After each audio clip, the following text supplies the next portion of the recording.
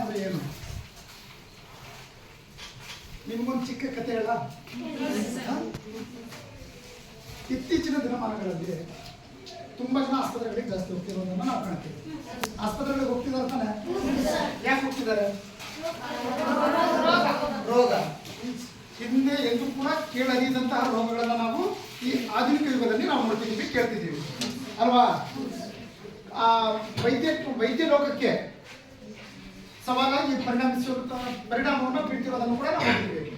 ಅಂತಂತ ಡಿಫ್ರೆಂಟ್ ಆಗಿರುವಂಥ ರೋಗಗಳನ್ನು ನೋಡ್ತೀವಿ, ಕೇಳ್ತಿದ್ದೀವಿ ಅಲ್ವಾ? ಆ ರೋಗಗಳಿಗೂ ಕೂಡ ಕೆಲವೊಂದು ಮದ್ದುಗಳನ್ನು ಕಂಡುಹಿಡಿತಿದ್ದಾರೆ. ಆ ಮದ್ದುಗಳನ್ನು ಮನುಷ್ಯರ ಮೇಲೂ ಕೂಡ ಪ್ರಯೋಗ ಮಾಡ್ತಿರೋದನ್ನು ನೋಡ್ತೀವಿ. ಅದೇ ರೀತಿ ಇತ್ತೀಚಿನ ದಿನಗಳಲ್ಲಿ ಕೆಲವೊಂದು ಚಟುವಟಿಕೆಗಳಿಂದ, ಅಂದರೆ ದೈಹಿಕ ಚಟುವಟಿಕೆಗಳಿಂದ ಅಲ್ವಾ, ಅಂದರೆ ದೈಹಿಕವಾಗಿ ಕೆಲಸ ಮಾಡ್ತಿಲ್ಲ. ಹಾಗಾಗಿ ಮನುಷ್ಯನ ದೇಹದಲ್ಲಿಯೂ ಕೂಡ ಕೊಬ್ಬಿನಾಂಶ ಹೆಚ್ಚಾಗ್ತಿರೋದನ್ನು ಕೂಡ ನಾವು ಕಾಣ್ತೀವಿ. ಈಗ ದೇಹದಲ್ಲಿ ಕೊಬ್ಬಿನಾಂಶ ಜಾಸ್ತಿ ಆಯಿತು ಅಂತೇಳಿ ವೈದ್ಯರ ಬಳಿ ಹೋದಾಗ ಅವ್ರಿಗೆ ವೈದ್ಯರು ಸಲಹೆಗಳನ್ನು ಕೊಡ್ತಾರೆ. ಏನಂತೇಳಿ ಸಲಹೆ ಕೊಡ್ತಾರೆ? ಎದ್ದು ಒಬ್ಬೊಬ್ಬರು ಹೇಳಬೇಕು. ಏನಂತೇಳಿ ಸಲಹೆ ಕೊಡ್ತಾರೆ? ವೆರಿ ಗುಡ್, ದಿನ ಯೋಗಾಸನಗಳನ್ನ ಮಾಡಿ ಅಂತ ಹೇಳ್ತಾರೆ. ಮತ್ತೆ ವೆರಿ ಗುಡ್, ಎಣ್ಣೆ ಪದಾರ್ಥಗಳನ್ನ ತಿನ್ನಬಾರ್ದು. ವೆರಿ ಗುಡ್, ಪೌಷ್ಟಿಕಾಂಶಯುಕ್ತ ಆಹಾರವನ್ನೇ ಸೇವನೆ ಮಾಡಬೇಕು. ಮತ್ತೆ ಎಸ್, ಹಣ್ಣು ಹಂಪಲುಗಳನ್ನ ತಿನ್ನಬೇಕು. ದಿನ ಖುಷಿಯಾಗಿ ಇರಬೇಕು. ಮತ್ತೆ ಅವ್ರು ಹೇಳಿದ್ದು ಎಲ್ಲ ರಿಲೇಟೆಡ್, ಸಂಬಂಧಿಸಿದಂತಹ ಉತ್ತರಗಳೇ ಅಲ್ವಾ? ಹಾಗಾಗಿ ಆ ರೋಗಿ ಏನು ಹೋಗಿರ್ತಾನೆ, ತುಂಬ ನಮ್ಮ ದೇಹದಲ್ಲಿ ಬೊಜ್ಜಿನಾಂಶ ಜಾಸ್ತಿ ಇರುತ್ತೆ, ಮತ್ತೆ ಕೆಲವೊಂದು ಸಮಸ್ಯೆ ಇರುತ್ತೆ. ಅವಾಗ ವೈದ್ಯರು ಸಲಹೆ ಕೊಡೋದು ಒಂದೇ, ಏನಂತೇಳಿ, ನೀವು ಪ್ರತಿನಿತ್ಯ ಯೋಗಾಸನವನ್ನು ಮಾಡಿ, ವ್ಯಾಯಾಮಗಳನ್ನು ಮಾಡಿ, ಅದರ ಜೊತೆ ದೈಹಿಕ ಚಟುವಟಿಕೆಗಳಲ್ಲಿ ಪಾಲ್ಗೊಳ್ಳಿ ಅಲ್ವಾ? ಪ್ರಾಣಾಯಾಮವನ್ನು ಮಾಡಿ, ಉತ್ತಮವಾದಂಥ ಆಹಾರ ಸೇವನೆಯನ್ನು ರೂಢಿಸ್ಕೊಳ್ರಿ. ಈ ರೀತಿಯ ಸಲಹೆಗಳನ್ನು ಕೊಡ್ತಿದ್ದಾರೆ ತಾನೆ? ಈಗ ಯಾರೇ ಕೂಡ ನೀವು ವೈದ್ಯರಿಗೆ ಹೋದಾಗ ಇದೇ ಸಲಹೆಗಳನ್ನು ಕೊಡೋದು ಅಲ್ವಾ? ಹಾಗಾದ್ರೆ ಈಗ ನೀವೆಲ್ಲ ಇಷ್ಟೆಲ್ಲ ಉತ್ತರಗಳನ್ನ ಹೇಳಿದ್ರಿ ಅಲ್ವಾ? ಇದೊಂದು ಚಿಕ್ಕ ಪ್ರಶ್ನೆಗೆ ಒಂದು 10 ಉತ್ತರಗಳನ್ನ ಹೇಳಿದ್ರಿ. ನೀವು ಹೆಂಗೆ ಹೇಳಿದ್ರಿ? ನಿಮಗೆ ಹೆಂಗೆ ಗೊತ್ತಿದ್ದು? ಯಾವುದು? ನೀವು ಕಲ್ತಿರೋದ್ರಿಂದ ಅಲ್ವಾ? ನೀವು ದೈಹಿಕ ಶಿಕ್ಷಣದಲ್ಲಿ ತೊಡಗಿರೋದ್ರಿಂದ ನಿಮಗೆ ಈ ಉತ್ತರಗಳು ಗೊತ್ತು ಅಂತೇಳಿ. ಅದೇ ರೀತಿ ನಿಮಗೆ ದೈಹಿಕ ಶಿಕ್ಷಣ ಕಲಿಸೋದು, ಈಗ 8ನೇ ತರಗತಿಗೆ ನಾವು ಬಂದಾಗ ದೈಹಿಕ ಶಿಕ್ಷಣದ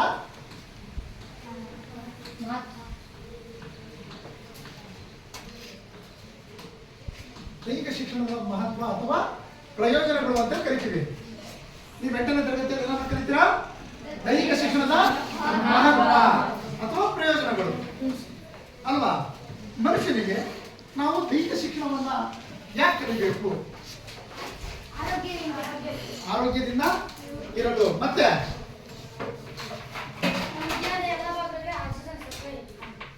ನಮ್ಮ ದೇಹದ ಪ್ರತಿಯೊಂದು ಅಂಗಾಂಗಗಳಿಗೂ ಕೂಡ ಆಮ್ಲಜನಕ ಸಪ್ಲೈ ಆಗುತ್ತೆ.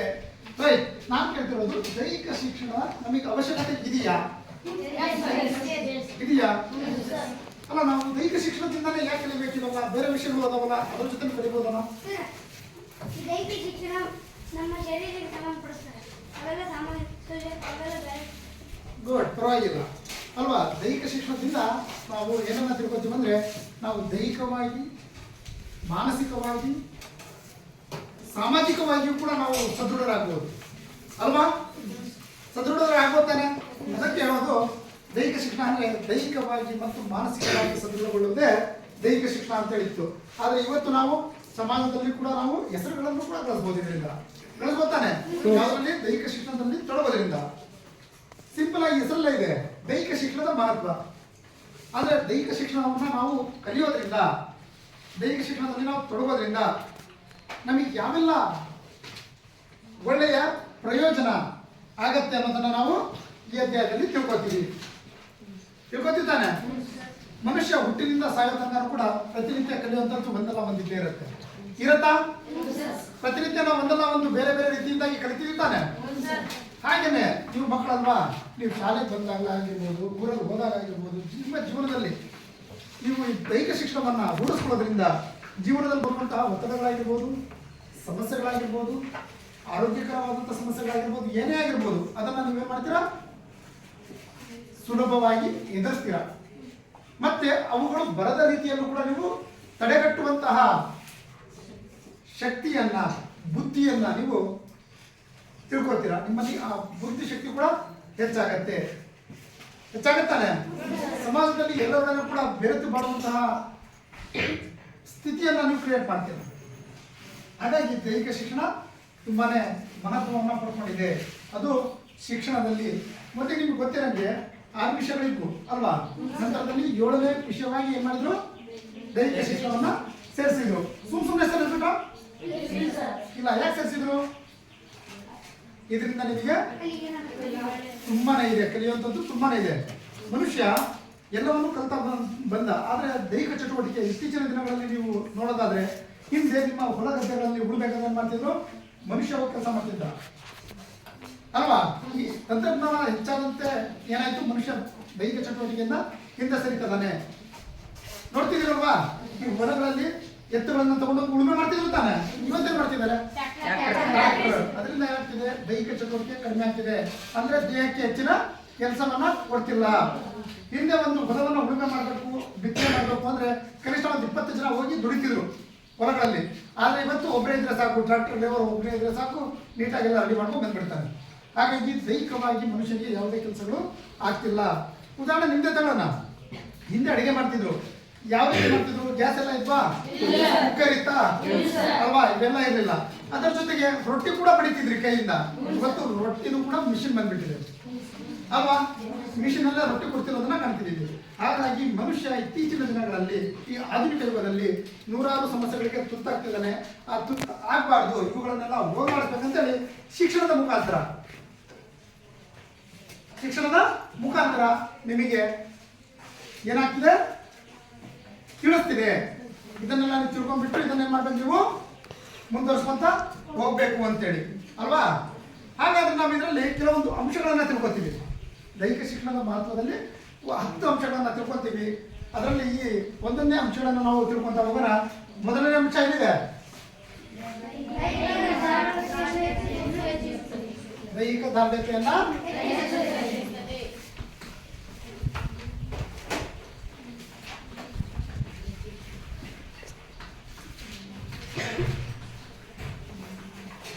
ನೆನಪಿದೆ. ದೈಹಿಕ ದಾರ್ಢ್ಯತೆಯನ್ನ ಹೆಚ್ಚುತ್ತೆ. ದೈಹಿಕ ಶಿಕ್ಷಣ ದೈಹಿಕ ದಾರ್ಢ್ಯತೆಯನ್ನ ಹಿಂಗೆ ಹೆಚ್ಚುತ್ತೆ. ನಾವು ಒಬ್ಬ ಆಟಗಾರ, ಒಬ್ಬ ವ್ಯಕ್ತಿ ಒಂದು ಕ್ರೀಡೆಯಲ್ಲಿ ಪಾಲ್ಗೊಳ್ಬೇಕಂದ್ರೆ ಅವನು ಕೆಲವೊಂದು ಗುಣಲಕ್ಷಣಗಳನ್ನ ಹೊಂದಿರಬೇಕಾಗತ್ತೆ. ಈಗ ಎಲ್ಲರೂ ಎಲ್ಲ ಆಟವನ್ನು ಆಡ್ತೀವ ಅಲ್ವಾ. ಕೆಲವೊಂದು ಆಟಗಳು ತುಂಬಾನೇ ಚೆನ್ನಾಗಿ ಆಡ್ತೀವಿ, ಕೆಲವೊಂದು ಆಟಗಳನ್ನ ನಮಗೆ ಆಡ್ಲಿಕ್ಕೆ ಬರಲ್ಲ. ಅಂದ್ರೆ ನಮ್ಮ ದೇಹ ಆಟಕ್ಕೆ ಹೋಗ್ಬೇಕು ಅಲ್ವಾ. ಆಟಕ್ಕೆ ತಕ್ಕಂತೆ ನಮ್ಮ ದೇಹವನ್ನು ನಾವು ಉತ್ತಮವಾದ ದಿನವನ್ನ ನಾವು ರೆಡಿ ಮಾಡ್ಕೋಬೇಕು. ಹಾಗಾಗಿ ದೈಹಿಕ ದಾರ್ಢ್ಯತೆ ಹೆಚ್ಚುತ್ತೆ. ಹೆಂಗೆ, ಕಷ್ಟ ಸಹಿಷ್ಣುತೆ ಬರುತ್ತಾನೆ. ಸ್ನಾಯುಗಳಲ್ಲಿ ನಮಗೆ ಏನ್ ಬೇಕು, ಬಲ ಬೇಕು. ಬಲ ಬರುತ್ತಾನೆ ದೈಹಿಕ ಶಿಕ್ಷಣದಲ್ಲಿ ತೊಡಗೋದ್ರಿಂದ. ಪ್ರತಿನಿತ್ಯ ನಾವು ವ್ಯಾಯಾಮ ಮಾಡೋದ್ರಿಂದ, ಯೋಗಾಸನಗಳನ್ನ ಮಾಡೋದ್ರಿಂದ ಏನಾಗುತ್ತೆ, ನಮ್ಮ ದೇಹದಲ್ಲಿ ಪ್ರತಿನಿತ್ಯ ಶಕ್ತಿ ಹೆಚ್ಚಾಗ್ತಾ ಹೋಗುತ್ತೆ. ನೆಕ್ಸ್ಟ್ ಸಂಯೋಜನೆ, ದೇಹ ಸಂಯೋಜನೆ, ಕಣ್ಣು ಕಾಲುಗಳ ಸಂಯೋಜನೆ, ಕೈ ಕಾಲುಗಳ ಸಂಯೋಜನೆ ಅಲ್ಲ, ಅವೆಲ್ಲಗಳು ಇರೋದ್ರಿಂದ ನಾವೇನ್ ಮಾಡ್ತೀವಿ, ಯಾವುದೇ ಒಂದು ಆಟದಲ್ಲಾಗಿರ್ಬೋದು ಉತ್ತಮವಾಗಿ ನಾವು ಪ್ರದರ್ಶನವನ್ನ ನೀಡಬಹುದು. ಅದೇ ರೀತಿ ಈ ಕಷ್ಟ ಸಹಿಷ್ಣುತೆ ಆಗಿರ್ಬೋದು, ಸ್ನಾಯುಗಳ ಬಲ ಆಗಿರ್ಬೋದು, ಮತ್ತೆ ದೇಹ ಸಂಯೋಜನೆ ಆಗಿರ್ಬೋದು, ಮೈ ಮಡಿತ ಆಗಿರ್ಬೋದು, ಇವೆಲ್ಲವುಗಳನ್ನು ಕೂಡ ಏನ್ ಮಾಡುತ್ತೆ, ಹೆಚ್ಚುತ್ತೆ. ಯಾವುದು, ನಾವು ದೈಹಿಕ ಶಿಕ್ಷಣದಲ್ಲಿ ನಾವು ತೊಡಗೋದ್ರಿಂದ, ಆಟಗಳಲ್ಲಿ ನಾವು ತೊಡಗೋದ್ರಿಂದ, ವ್ಯಾಯಾಮಗಳನ್ನು ನಾವು ಮಾಡೋದ್ರಿಂದ ಏನಾಗುತ್ತೆ, ನಮ್ಮ ದೈಹಿಕ ದಾರ್ಢ್ಯತೆ ಹೆಚ್ಚುತ್ತೆ. ದೇಹ ಉತ್ತಮವಾದಂತಹ ದಿನವನ್ನ ಹೊಂದುತ್ತೆ. ಶಕ್ತಿಯಂತ ಅಂದ್ರೆ ಪೌಷ್ಟಿಕ ಅಂದ್ರೆ ಸ್ಫೋಟಕ ಶಕ್ತಿಯನ್ನು ಕೂಡ ಹೊಂದಿರುತ್ತೆ. ಕೈ ಕಾಲುಗಳಲ್ಲಿ ನಮಗೆ ಹೆಚ್ಚಿನ ಬಲ ಸಿಗತ್ತೆ. ಯಾವ್ದ್ರಲ್ಲಿ ತೊಡಗೋದ್ರಿಂದ ಅಲ್ವಾ. ಅದಕ್ಕೆ ದೈಹಿಕ ದಾರ್ಢ್ಯತೆಯನ್ನು ಹೆಚ್ಚಿಸುವಂತ ಕೆಲಸವನ್ನು ಯಾವ್ದು ಮಾಡುತ್ತೆ, ದೈಹಿಕ ಶಿಕ್ಷಣ ಮಾಡುತ್ತೆ. ಕಷ್ಟ ಸಹಿಷ್ಣುತೆ ಬರುತ್ತೆ. ಕಷ್ಟ ಸಹಿಷ್ಣುತೆ ಅಂದ್ರೆ ಏನು, ಆಟ ಆಡುವಂತ ಸಂದರ್ಭದಲ್ಲಾಗಿರ್ಬೋದು, ಬರೀ ಇದಕ್ಕೆ ಅರ್ಥನೇ ಬರಲ್ಲ, ಎಲ್ಲದರಲ್ಲೂ ಕೂಡ ನಾವು ಇದನ್ನ ತಿಳ್ಕೊಬಹುದು. ಹೇಗೆ, ಆಟ ಆಡ್ತಿರ್ತೀವಿ ಅಥವಾ ಓಡ್ತಿರ್ತೀವಿ, 1 5 ಸಾವಿರ ಮೀಟರ್ ಓಡ್ತೀವಿ. ಓಡುವಂತ ಸಂದರ್ಭದಲ್ಲಿ ಏನ್ ಮಾಡ್ಬೇಕು, ನಾವು ಗುರಿ ತಲುಪಬೇಕಾನೆ. ಎಷ್ಟೇ ಆಯಾಸ ಇದ್ರೂ ಕೂಡ ಅದನ್ನ ನಾವೇನ್ ಮಾಡಬೇಕು, ಗುರಿ ತಲುಪಬೇಕು, ತಡ್ಕೋಬೇಕು. ಎಷ್ಟೇ ಆಯಾಸ ಆದ್ರೂ ಅದನ್ನ ತಡ್ಕೋಬೇಕು. ಆವಾಗ ನಮ್ಮ ದೇಹದಲ್ಲಿ ಏನಾಗುತ್ತೆ, ಕಷ್ಟ ಸಹಿಷ್ಣುತಾ ಶಕ್ತಿ ಹೆಚ್ಚಾಗ್ತಾ ಹೋಗುತ್ತೆ, ಗುರಿ ತಲುಪುತ್ತಾನೆ. ನೆಕ್ಸ್ಟ್ ಸ್ನಾಯುಗಳಲ್ಲಿ ಬಲ. ನರಸ್ನಾಯು ನಮ್ಮ ದೇಹದಲ್ಲಿರುವಂಥ ಎಲ್ಲ ನರನಾಡಿಗಳಿಗೂ ಕೂಡ ಶಕ್ತಿಯನ್ನು ನೀಡುವಂಥ ಕೆಲಸ ಕೂಡ ಮಾಡುತ್ತೆ. ಮೈ ಮಡಿತ. ಈಗ ಯಾವುದಾದ್ರೂ ಒಂದು ಆಟ ಆಡ್ತೀರಾ, ಯಾವುದಾದ್ರೂ ಒಂದು ಆಟ ತಗೊಳ್ಳಿ, ಸುಮ್ಮನೆ ನಿಂತು ಆಡ್ತೀರಾ, ಏನ್ ಮಾಡ್ತೀರಾ, ಭಕ್ತಿರ್ತಾನೆ. ಉದಾಹರಣೆ ಈಗ ವಾಲಿಬಾಲ್ ತಗೊಳ್ರಿ, ಏನ್ ಮಾಡ್ತೀರಾ, ವಾಲಿಬಾಲ್ ಬಾಲ್ ಬಂದೆ ನಿಂತು ಜಾಗ ಬರಲ್ಲ, ಈ ಕಡೆ ಆಟ ಬರ್ತಿರುತ್ತೆ, ಏನ್ ಮಾಡ್ತೀವಿ ಅವಾಗ, ಆಟ ನಾವು ಬರ್ತೀವಿ, ಚೆಂಡ ಎಲ್ಲಿ ಬರುತ್ತೆ ಅಲ್ಲಿಗೆ ಕೈ ಹಾಕ್ತೀವಿ, ಅಲ್ಲಿ ಓಡ್ತೀವಿ ಅಲ್ವಾ. ಅವಾಗ ನಮ್ಮ ದೇಹ ಫ್ಲೆಕ್ಸಿಬಿಲಿಟಿಯನ್ನ ಹೊಂದುತ್ತೆ, ಮೈ ಮಣಿತವನ್ನ ಹೊಂದುತ್ತೆ. ನೆಕ್ಸ್ಟ್ ಬರೋದು ದೀರ್ಘಕಾಲಿಕ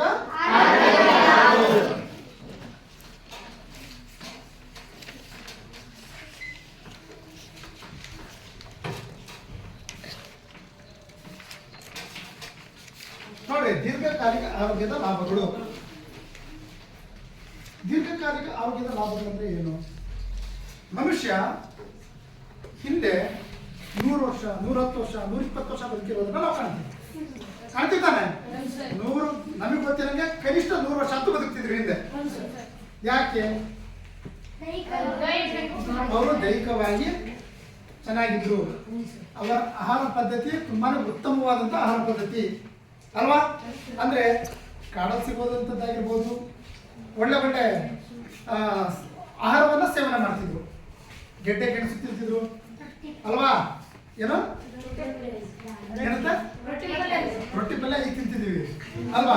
ಹಿಂದೆ ಉತ್ತಮವಾದಂತಹ ಆಹಾರವನ್ನ ಹಿಂದೆ ಅವರು ಊಟ ಮಾಡ್ತಿದ್ರು. ಆಗ ಅವ್ರು ಏನ್ ಮಾಡ್ತಿದ್ರು, 100 ವರ್ಷಗಳ ಕಾಲ ಬದುಕ್ತಿದ್ರು. ಅವರಂತೂ ದೈಹಿಕ ಚಟುವಟಿಕೆಯಲ್ಲಿ ಪಾಲ್ಗೊಳ್ಬೇಕಾಗಿತ್ತು. ಆಗಿನ ಮನುಷ್ಯನಿಗೆ ಏನೂ ಇರಲಿಲ್ಲ, ಏನಿರಲಿಲ್ಲ, ರೋಗಗಳು ಬಾಧಿಸ್ತಿರ್ಲಿಲ್ಲ. ಎಲ್ಲೋ ಒಂದು ಸಮಸ್ಯೆಗಳು ಬರ್ತಿದ್ವು, ರೋಗಗಳು ಹೋಗ್ಬಿಡ್ತಿದ್ವು. ಅಂದ್ರೆ ಅವ್ರು ಏನ್ ಮಾಡ್ತಿದ್ರು, ಅವ್ರಿಗೆ ಆಸೆ ಇರಲಿಲ್ಲ, ನಾಳೆ ಅವ್ರಿಗೆ ಯೋಚನೆ ಇರಲಿಲ್ಲ. ಆಗಿನ ಮನುಷ್ಯರಿಗೆ ಏನ್ ಮಾಡ್ತಿದ್ರು, ಅವರು ಅವತ್ತಿನ ಊಟ ಅವತ್ತಿನ ಹೊತ್ತಿಗೆ ಸಿಕ್ಕರೆ ಸಾಕು, ಊಟ ಮಾಡ್ಕೊಂಡು ಆರಾಮಾಗಿರ್ತಿದ್ರು. ನಾವು ಆಸ್ತಿ ಮಾಡಬೇಕು, ಕಾರ್ ತಗೋಬೇಕು, ಬಂಗ್ಲೆ ಕಟ್ಟಿಸ್ಬೇಕು ಅನ್ನೋ ಆಸೆ ಇತ್ತ? ಏನಿಲ್ಲ. ಈಗ ಸಿಗ್ತಾ ಈಗ ಊಟ ಮಾಡ್ಕೊಂಡು ಬದುಕಿದ್ವ ಅಷ್ಟೇ. ಹಾಗಾಗಿ ಆ ಮನುಷ್ಯ ಏನ್ ಮಾಡ್ತಿದ್ದ, 100 ವರ್ಷಗಳ ಕಾಲ ಬದುಕ್ತಿದ್ದ. ಇವತ್ತಿನ ನಮ್ಮ ಆಯುಷ್ಯದ ರೇಟನ್ನು ನಾವು ನೋಡೋದಾದ್ರೆ ಒಬ್ಬ ಮನುಷ್ಯ 72 ವರ್ಷಗಳ ಕಾಲ ಮಾತ್ರ ಬದುಕ್ತಾನೆ. ಭಾರತದ ಆಯುಷ್ಯ, ಇವತ್ತಿನ ಆಯುಷ್ಯ ಭಾರತದಲ್ಲಿ ಏನು ಜೀವಿತಾವಧಿ ಅಂತ ಕರಿತೀವಿ. ಇವತ್ತಿನ ಜೀವಿತಾವಧಿ ಭಾರತದಲ್ಲಿ 72 ವರ್ಷ. ಕಾರಣ ಈ ಜೀವನ ಶೈಲಿ, ನಮ್ಮ ಜೀವನ ಶೈಲಿಯಿಂದ. ಅದೇ ನಾವು ಆಸ್ಟ್ರೇಲಿಯಾಕ್ಕೆ ಹೋದಾಗ, ಆಸ್ಟ್ರೇಲಿಯಾ ದೇಶದ ನಾವು ತಿಳ್ಕೊಂಡಾಗ 82 ವರ್ಷ ಇದೆ ಜೀವಿತಾವಧಿ, ವಯಸ್ಸು 82 ವರ್ಷ ತನಕ ಬದುಕ್ತಾನೆ ಮನುಷ್ಯ ಅಂತೇಳಿ. ಈಗ ಬೇರೆ ಬೇರೆ ಸಮಸ್ಯೆ ಸತ್ರೆ ಸಮಸ್ಯೆ ಇಲ್ಲ, ಒಟ್ಟು ಒಬ್ಬ ಮನುಷ್ಯ ಅಲ್ಲಿ ತನಕ ಬದುಕ್ತಾರೆ ಅಂತೇಳಿ ಅಲ್ವಾ. ಅಂದ್ರೆ ದೀರ್ಘಕಾಲಿಕ ಆರೋಗ್ಯದ ಲಾಭಗಳು ಅಂದ್ರೆ ನಾವು ದೈಹಿಕ ಶಿಕ್ಷಣದಲ್ಲಿ ತಗೊಳ್ಳೋದ್ರಿಂದ, ಆಟಗಳಲ್ಲಿ ತಗೊಳ್ಳೋದ್ರಿಂದ, ವ್ಯಾಯಾಮದಲ್ಲಿ ತಗೊಳ್ಳೋದ್ರಿಂದ ಏನಾಗುತ್ತೆ, ಮನುಷ್ಯ ಹೆಚ್ಚಿನ ದಿನಗಳ ಕಾಲ ಬದುಕಬಹುದು. ಉದಾಹರಣೆ ಒಂದು ಗಾದೆನೇ ಇದೆ, 100 ವರ್ಷ ರೋಗಿಯಾಗಿ ಬಾಳೋದಕ್ಕಿಂತ 3 ವರ್ಷ ನಿರೋಗಿಯಾಗಿ ಬಾಳೋದು ಲೇಸು ಅಂತೇಳಿ. ಅಂದ್ರೆ 100 ವರ್ಷ ನಾವು ಹಾಸಿಗೆಯಲ್ಲಿ ಮಕ್ಕಳು ಜೀವನ ಕಳೆಯೋದಕ್ಕಿಂತ ಬರೀ 3 ವರ್ಷ ಆರಾಮಾಗಿ ಆರೋಗ್ಯವಾಗಿ ಇದ್ಬಿಟ್ಟು ಬದುಕೋದ್ರಿಂದ ಏನಾಗುತ್ತೆ, ಉತ್ತಮವಾಗಿ ಇರ್ಬೋದು ಅಂತೇಳಿ ಅಲ್ವಾ. ಅದಕ್ಕೇನೆ ನಾವು ದೀರ್ಘಕಾಲ ನಾವು ಬದುಕಬೇಕಂದ್ರೆ, ನಮಗೆ ಅದರ ಆರೋಗ್ಯ ಸಿಗ್ಬೇಕಂದ್ರೆ ಏನೇನು ಮಾಡುತ್ತೆ, ಲಾಭಗಳನ್ನು ಮಾಡುತ್ತೆ. ಏನ್ ಲಾಭಗಳನ್ನು ಮಾಡುತ್ತೆ ನೋಡ್ರಿ, ಸಮ ಪ್ರಮಾಣದ ಬೊಜ್ಜನ್ನ ಕಾಯ್ದಿರಿಸ್ಕೊಳ್ಳುತ್ತೆ. ನಮ್ಮ ದೇಹದಲ್ಲಿ ಬೊಜ್ಜು ಬೇಕು, ಅಧಿಕ ಬೊಜ್ಜು 100 ಕಾಯಿಲೆಗಳಿಗೆ ದಾರಿ ಮಾಡಿಕೊಡುತ್ತೆ. ಸಕ್ಕರೆ ಕಾಯಿಲೆಯನ್ನ ಓಡಿಸುತ್ತೆ, ಹೃದಯ ಸಂಬಂಧಿತ ಕಾಯಿಲೆಗಳನ್ನ ಓಡಿಸುತ್ತೆ. ಗುಡ್. ಮತ್ತೆ ರಕ್ತದೊತ್ತಡವನ್ನ ಸಮ ಪ್ರಮಾಣಕ್ಕೆ ತರುತ್ತೆ ಅಲ್ವಾ. ಇವೆಲ್ಲ ರೋಗ ರುಜಿನಗಳಿಂದ ನಮಗೆ ಏನ್ ಮಾಡುತ್ತೆ, ದೂರ ಇರಿಸುತ್ತೆ. ಯಾವುದು? ದೈಹಿಕ ಶಿಕ್ಷಣ. ನಾವು ಯಾವುದರಲ್ಲಿ ದೈಹಿಕ ಚಟುವಟಿಕೆಗಳಲ್ಲಿ ಪಾಲ್ಗೊಂಡಾಗ ಅಲ್ವಾ. ದೈಹಿಕವಾಗಿ ನಾವು ಚೆನ್ನಾಗಿದ್ಬಿಟ್ರೆ ಮಾನಸಿಕವಾಗಿ ತಯಾರಾಗ್ಬಿಡ್ತಿದ್ದಾನೆ. ರೈಟ್. ನೆಕ್ಸ್ಟ್ ಮೂರನೇದು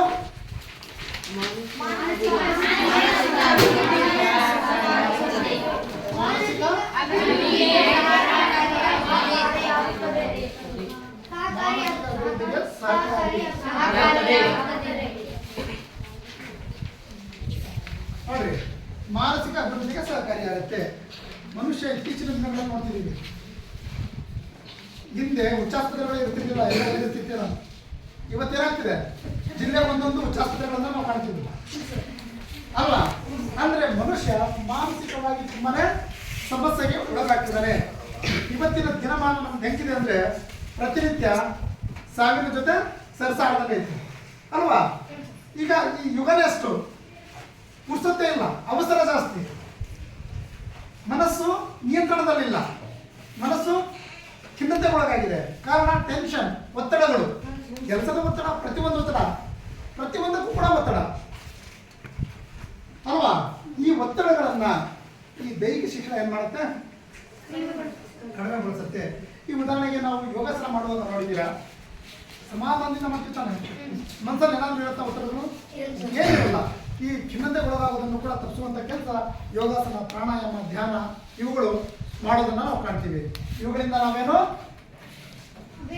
ಅಭಿವೃದ್ಧಿ ಹೊಂದುತ್ತೀವಿ, ಮಾನಸಿಕವಾಗಿ ಅಭಿವೃದ್ಧಿ ನಾವು ಹೊಂದುತ್ತೀವಿ. ಅಂದ್ರೆ ದೈಹಿಕ ಶಿಕ್ಷಣದಲ್ಲಿ ಬರುವಂತಹ ಪ್ರತಿಯೊಂದು ಚಟುವಟಿಕೆಗಳು ನಮಗೆ ಏನ್ ಮಾಡ್ತವೆ, ಮಾನಸಿಕವಾಗಿ ಅಭಿವೃದ್ಧಿಯನ್ನ ಹೊಂದುವಲ್ಲಿ ಪ್ರಮುಖ ಪಾತ್ರವನ್ನು ವಹಿಸ್ತಾವೆ ಅಂತೇಳಿ. ವಹಿಸ್ತಾನೆ. ಈಗ ನೀವು ಮನೆಗಳಿಂದ ಬರ್ತೀರಪ್ಪ, ಇಲ್ಲಿಗೆ ಶಾಲೆ ಬರ್ತೀರಾ, ಮನೆಗಳಲ್ಲಿ ಅಪ್ಪ ಬೈದ್ರು, ಅಮ್ಮ ಬೈದ್ರು, ಏನೋ ಒಂದು ಬಟ್ ಏನಾದ್ರು ಒಂದು ತಪ್ಪು ಮಾಡ್ತೀರಾ ಅಲ್ವಾ? ಅಥವಾ ನೀವು ತಪ್ಪು ಮಾಡ್ದೇನೆ ಇರಲ್ಲ, ತಂದೆ ತಾಯಿ ಏನೋ ನೀವು ತಪ್ಪು ಮಾಡಿದ್ರು ಅಂತ ತಿಳ್ಕೊಂಡಿರ್ತಾರೆ, ಅವಾಗ ಬೈತಾರೆ, ಅವಾಗ ಕುಯ್ ಅಂತ ಬರ್ತಿರ್ತಾನೆ. ಎಲ್ಲಿಗೆ ಬರ್ತೀರಾ? ಶಾಲೆ ಅವಳ ತನಕ ಬರ್ತೀರಾ, ಸ್ನೇಹಿತರ ಜೊತೆ ಬೆಳೆದು ಬಿಡ್ತೀರಾ, ಸ್ನೇಹಿತರು ಸಿಗ್ತಾನೆ, ಆ ತಲೆಯಲ್ಲಿ ಬರುತ್ತಾ ಇರುತ್ತಾ, ಅದು ಹೋಗ್ಬಿಡುತ್ತೆ. ಯಾಕೆಂದ್ರೆ ಇದು ಶಿಕ್ಷಣ, ಇದು ಶಿಕ್ಷಣದಿಂದ ಮಾತ್ರ ಸಾಧ್ಯ ಅವೆಲ್ಲ ಹೋಗ್ಲಾಡ್ಲಿಕ್ಕೆ. ಇಲ್ಲಿ ಬರ್ತೀರಾ, ಬಂದ್ಬಿಟ್ಟು ಮಕ್ಕಳ ಜೊತೆ, ನಿಮ್ಮ ಸ್ನೇಹಿತರ ಜೊತೆ ಏನಾದ್ರು ಒಂದು ಕೆಲಸ ಮಾಡ್ತೀರಾ, ಶಾಲೆಗಳಲ್ಲಿ ಕಸ ಹೊಡೆಯೋದಾಗಿರ್ಬೋದು, ಗ್ರೌಂಡ್ ಕ್ಲೀನ್ ಮಾಡೋದಾಗಿರ್ಬೋದು, ಫ್ರೆಂಡ್ಸ್ ಜೊತೆ ಏನಾದ್ರು ಒಂದು ಚಿಕ್ಕ ಸಣ್ಣ ಪುಟ್ಟ ಆಟಗಳನ್ನ ಆಡೋ ಅಂತ ಆಗಿರ್ಬೋದು. ಆ ರೀತಿ ಮಾಡಿದಾಗ ತಲೆಯಲ್ಲಿ ಏನಾದ್ರು ಇರುತ್ತಾ? ಅದೆಂಥ ಒತ್ತಡಗಳಿದ್ರು ಕೂಡ ಏನ್ ಮಾಡುತ್ತೆ, ನಿವಾರಣೆ ಮಾಡುವಂತಹ ಶಕ್ತಿ ದೈಹಿಕ ಶಿಕ್ಷಣಕ್ಕಿದೆ. ಇದೆಯಲ್ವಾ? ಮಾನಸಿಕವಾಗಿ ನಮಗೆ ಸ್ಟ್ರಾಂಗ್ ಮಾಡುತ್ತಾನೆ. ಅದಕ್ಕೆ ನಾವು ದೈಹಿಕ ಶಿಕ್ಷಣದಲ್ಲಿ ತೊಡಗೋದ್ರಿಂದ, ಸಮರ್ಪಕವಾಗಿ ತೊಡಗೋದ್ರಿಂದ ಮಾನಸಿಕ ಅಭಿವೃದ್ಧಿಗೆ ಸಹಕಾರಿಯಾಗುವುದನ್ನು ನಾವು ಕಾಣ್ತೀವಿ. ನೆಕ್ಸ್ಟ್ 4ನೇ ಪಾಯಿಂಟ್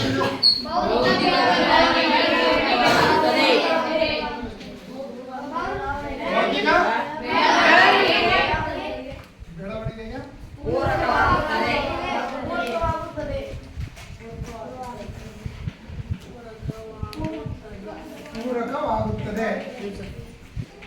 ನೋಡ್ರಿ, ಬೌದ್ಧಿಕ ಬೆಳವಣಿಗೆಗೆ ಪೂರಕವಾಗುತ್ತದೆ. ಬುದ್ಧಿಶಕ್ತಿ ನಾವು ದೈಹಿಕ ಶಿಕ್ಷಣದಲ್ಲಿ ತಗೊಳ್ಳೋದ್ರಿಂದ ನಮ್ಮ ಬುದ್ಧಿಶಕ್ತಿ ಏನಾಗುತ್ತೆ, ಹೆಚ್ಚಾಗುತ್ತೆ. ಎಲ್ಲ ಆಟೋಟಗಳಲ್ಲಿ ನಾವು ಭಾಗವಹಿಸ್ತೀವಿ, ಕ್ರೀಡೆಗಳನ್ನು ಭಾಗವಹಿಸ್ತಿರ್ತಾನೆ. ಭಾಗವಹಿಸಿದಾಗ ಏನಾಗುತ್ತೆ, ಮನಸ್ಸು ರೋಮಾಂಚನವಾಗುತ್ತೆ, ಸುಮಾರು ಖುಷಿ ಆಗುತ್ತೆ, ಮನಸ್ಸಲ್ಲಿರುವಂತಹ ಒತ್ತಡಗಳು ಕ್ಲಿಯರ್ ಆಗ್ತವೆ. ಆವಾಗ ನಿಮ್ಮ ಬುದ್ಧಿಮಟ್ಟ ಏನಾಗುತ್ತೆ, ಹೆಚ್ಚಾಗುತ್ತೆ. ನಿಮಗೆ ಹೇಳ್ತೀವಿ, ನಿಮ್ಮ ಬುದ್ಧಿಶಕ್ತಿಯನ್ನು ಹೆಚ್ಚು ಮಾಡ್ಕೋಬೇಕಂದ್ರೆ ನೀವೇನ್ ಮಾಡಬೇಕು, ಪ್ರಾಣಾಯಾಮ, ಯೋಗಾಸನದಲ್ಲಿ ಹೆಚ್ಚಿನದಾಗಿ ತೊಡಗಬೇಕು ಅಂತ ಹೇಳ್ತಿದ್ದಾನೆ. ಅದರಿಂದ ನಮ್ಮ ಏಕಾಗ್ರತೆ ಹೆಚ್ಚಾಗತ್ತೆ, ನಮ್ಮ ಬುದ್ಧಿಶಕ್ತಿ ಹೆಚ್ಚಾಗುತ್ತೆ, ಶಿಕ್ಷಣದಲ್ಲಿಯೂ ಕೂಡ ಉತ್ತಮವಾದಂತಹ ಫಲಿತಾಂಶವನ್ನು ಕೂಡ ನಾವು ಪಡ್ಕೋಬಹುದಾನೆ. ಹಾಗಾಗಿ ದೈಹಿಕ ಶಿಕ್ಷಣ ನಮ್ಮ ಬುದ್ಧಿಮಟ್ಟವನ್ನ, ಬುದ್ಧಿ ಬೆಳವಣಿಗೆಯನ್ನ ಏನ್ ಮಾಡುತ್ತೆ, ಹೆಚ್ಚು ಮಾಡೋದನ್ನ ಕಾಣ್ತೀವಿ. ನೆಕ್ಸ್ಟ್ 5ನೇ ಪಾಯಿಂಟ್,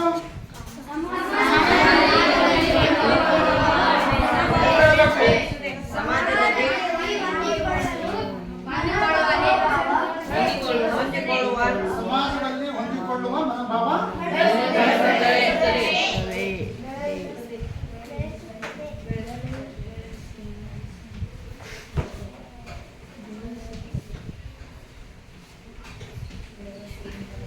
ನೋಡಿ, ಸಮಾಜದಲ್ಲಿ ಹೊಂದಿಕೊಳ್ಳುವ ಮನೋಭಾವವನ್ನ ದೈಹಿಕ ಶಿಕ್ಷಣ ಮಾಡುತ್ತೆ, ಬೆಳೆಸುತ್ತಾನೆ. ಹೇಗೆ ಸಮಾಜದಲ್ಲಿ ಹೊಂದಿಕೊಳ್ಳುವಂತ ಮನೋಭಾವನೆ ಹಿಂಗ್ ಬರುತ್ತೆ, ಏನ್ ಬರ್ಲಿಕ್ಕೆ ಸಾಧ್ಯ? Very good. ನಾವು ಆಟಗಳಲ್ಲಿ ಪಾಲ್ಗೊಳ್ತೀವಿ. ಇಲ್ಲಿ ನಿಮ್ಮ ಶಾಲೆಯಲ್ಲಿ ಆಟ ಚೆನ್ನಾಗಿ ಆಡ್ತೀರಾ, ಆಮೇಲೆ ಎಲ್ಲಿಗೆ ಹೋಗ್ತೀವಿ, ವಲಯ ಮಟ್ಟ ಆಡ್ತೀವಿ, ತಾಲೂಕು ಮಟ್ಟ ಆಡ್ತೀವಿ, ಜಿಲ್ಲಾ ಮಟ್ಟ ಆಡ್ತೀವಿ. ಆ ರೀತಿ ಆಟ ಆಡಿದಾಗ ನೀವು ಯಾವ್ದಾದ್ರು ಒಂದು ಗುಂಪು ಕ್ರೀಡೆಗಳಲ್ಲೇ ಆಟ ಆಡ್ತಿರ್ತೀರ ಅನ್ಕೊಳ್ಳಿ, ಒಂದು ಟೀಮ್ ತಾನೆ, ಅದೊಂದು ಟೀಮ್ ವರ್ಕ್. ಈಗ ವಾಲಿಬಾಲ್ ಆಡ್ತೀರ ಅಂದ್ರೆ 6+6 12 ಮಂದಿ ಇರ್ತೀರಾ, 6 ಜನ ಆಟಗಾರರು, 6 ಜನ ಬದಲಿ ಆಟಗಾರರು ಇರ್ತೀರಾ. ಆ ಕ್ರೀಡೆಯಲ್ಲಿ ಉತ್ತಮವಾಗಿ ನೀವು ಪ್ರದರ್ಶನ ಮಾಡಿದೀನಿ ಅಂದಾಗ ನಿಮ್ಮ ಟೀಮ್ ವರ್ಕ್ ನೀವೆಲ್ಲ ಸೇರ್ಕೊಂಡ್ಬಿಟ್ಟು ಹೊಂದಾಣಿಕೆಯಿಂದ ಆಡ್ತಿರ್ತಾನೆ. ಹೊಂದಾಣಿಕೆಯಿಂದ ಒಂದು ಆಟ ಅಂದಾಗ ಹೊಂದಾಣಿಕೆ ಆಡಿದಾಗ ಹೊಂದಾಣಿಕೆಯಿಂದ ಆಟವನ್ನು ಆಡಿದಾಗ ಉತ್ತಮವಾದ ಫಲಿತಾಂಶ ನಿಮಗೆ ಬರುತ್ತೆ. ಹಾಗಾಗಿ ಟೀಮ್ ವರ್ಕ್ ಇಲ್ಲಿಂದ ಜಿಲ್ಲಾ ಮಟ್ಟಕ್ಕೆ ಹೋಗಿ ಬಂದ್ರಿ, ಊರಲ್ಲೇನಾಗುತ್ತೆ ನಮ್ಮ ಶಾಲೆ ಮಕ್ಕಳೆಲ್ಲ ಜಿಲ್ಲಾ ಮಟ್ಟಕ್ಕೆ ಹೋಗಿದ್ರಂತೆ, ಒಳ್ಳೆ ಚೆನ್ನಾಗಿ ಆಡಿದಾರಂತೆ, ಈ ಹುಡುಗ ತುಂಬಾ ಚೆನ್ನಾಗಿ ಆಡ್ತಾನಂತೆ, ಆ ಹುಡುಗ ತುಂಬಾ ಚೆನ್ನಾಗಿ ಆಡ್ತಾನಂತೆ, ಈ ಹುಡುಗಿ ಚೆನ್ನಾಗಿ ಆಡ್ತಾನಂತೆ ಕೊಂಡಾಡ್ತಾನೆ ಊರಲ್ಲೆಲ್ಲ. ಊರಲ್ಲಿ ಒಂದು ಬೆಲೆ ಸಿಗುತ್ತಾನೆ. ಇದೆ ದೈಹಿಕ ಶಿಕ್ಷಣ ಸಮಾಜದಲ್ಲಿ ಎಲ್ಲರೊಡನೆ ಹೊಂದಿಕೊಳ್ಳುವ ಮನೋಭಾವನೆ, ಸಮಾಜದಲ್ಲಿ ಒಳ್ಳೆ ಸೂಕ್ತ ಪ್ರತಿಭೆ ಹೊರಬರುವಂಗೆ ಮಾಡುವಂತ ಕೆಲಸವನ್ನ ಯಾವ್ದು ಮಾಡುತ್ತೆ ಮಾಡುತ್ತೆ. ಸಮಾಜದಲ್ಲಿ ನೀವು ಕಷ್ಟ ಸುಖ ಇರ್ಬೋದು, ಕಷ್ಟ ಸುಖ ಬಂದೇ ಬರುತ್ತಾನೆ. ಕಷ್ಟಗಳು ಎಲ್ಲವನ್ನೂ ಕೂಡ ಸಮ ಪ್ರಮಾಣದಲ್ಲಿ ತಗೊಂಡು ಹೋಗ್ತೀರಾ. ಸೋಲು ಗೆಲುವನ್ನ ಕಲಿಸುತ್ತೆ. ಸೋತಾಗ ಹೆಂಗಿರ್ತೀವೋ ಗೆದ್ದಾಗಲೂ ಕೂಡ ಅದೇ ರೀತಿ ಇರ್ಬೇಕು ಅನ್ನೋದನ್ನ ತೋರಿಸುವಂತ ಕೆಲಸವನ್ನ ದೈಹಿಕ ಶಿಕ್ಷಣ ಮಾಡುತ್ತೆ. ಮಾಡುತ್ತಾನೆ.